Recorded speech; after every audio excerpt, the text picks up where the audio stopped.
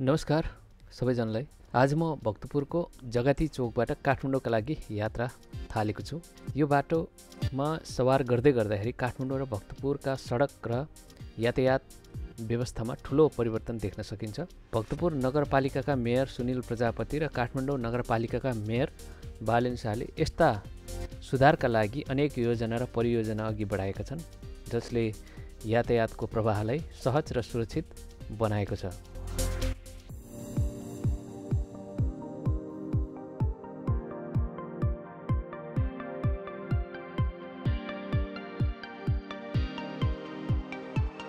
भक्तपुरका mayor Sunil प्रजापतिले सडकमै ढलान र संरचना सुधारमा ध्यान दिनुका साथै नगरको भिडभाडलाई कम गर्न र यात्रुहरूलाई दिगो सुविधा दिने योजना अघि बढाएका छन्।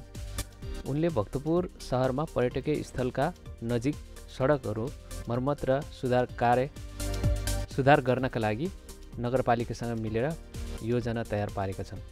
भक्तपुरको पुराना र साँघुरो सडकलाई चौडा बनाउनका लागि धेरै कामहरू भइरहेको छ, तपाईले यतिखेर देख्न सकिन्छ। साथै उनले सवारी जाम र ट्राफिक व्यवस्थापनका लागि पनि नयाँ उपायहरूको खोजी गर्दैछन्।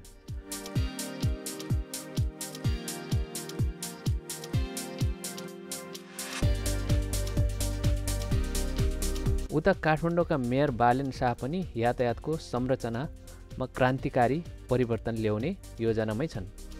उनले काठमाडौँका व्यस्त र भिडभाड भएका सडकहरूको मर्मत र चौडाइ गर्ने कामलाई प्राथमिकता दिएका छन्।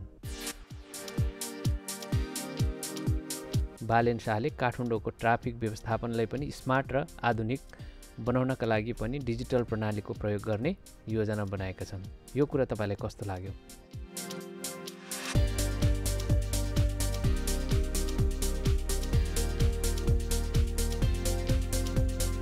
सवारी साधनहरूको व्यवस्थापनका लागि उनले नयाँ पुल र सडकहरूको निर्माणमा विशेष ध्यान दिएका छन्। सहरभरिका सार्वजनिक यातायातका साधनहरूलाई व्यवस्थापन र नयाँ प्रणालीमा ढाल्न उनी सक्रिय छन्। काठमाडौँ र भक्तपुर बीचको यातायातलाई अझ प्रभावकारी र सुरक्षित बनाउन उनीहरूको योजनाले यात्रीहरूको दृष्टिकोणमा सकारात्मक प्रभाव पुर्याउने देखिन्छ।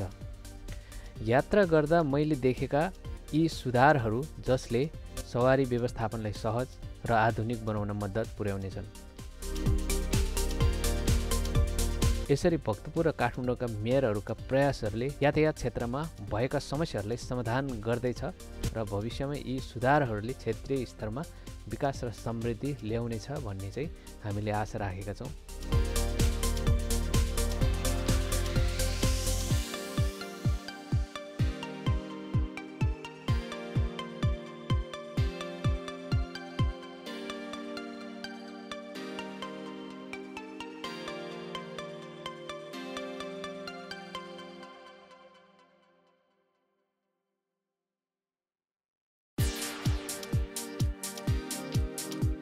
यतिखेर भने हामी भक्तपुर सल्लाघारी कटेर अब चाहिँ मध्यपुर ठिमी नगरपालिका तिर हामी प्रवेश गर्दैछौँ र यो अगाडि देखिरहेको भवनको बारेमा केही कुरा भन्न चाहन्छु।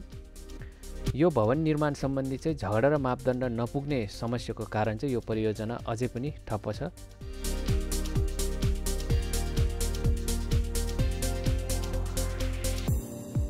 भवन मालिक विष्णु न्यौपानेले आवासीय अपार्टमेन्टका लागि स्वीकृति लिए पनि भूकम्पपछि होटलमा रूपान्तरण गर्ने योजना बनाएका थिए, तर विवाद र प्रक्रियागत झन्झटका कारण भवनको निर्माण कार्य अझै पनि पुरा हुन सकेको छैन र यसले गर्दा भवन बेवारिसे र अधुरो अवस्थामा छ। यो समस्याको समाधानका लागि नगरपालिका प्राधिकरण र भवन मालिक बीच छलफल गरी समन्वय बढाउन आवश्यक छ। साथै स्थानीय बासिन्दाको आपत्ति समाधान गरी परियोजना अगाडि बढाउन पनि महत्त्वपूर्ण देखिन्छ।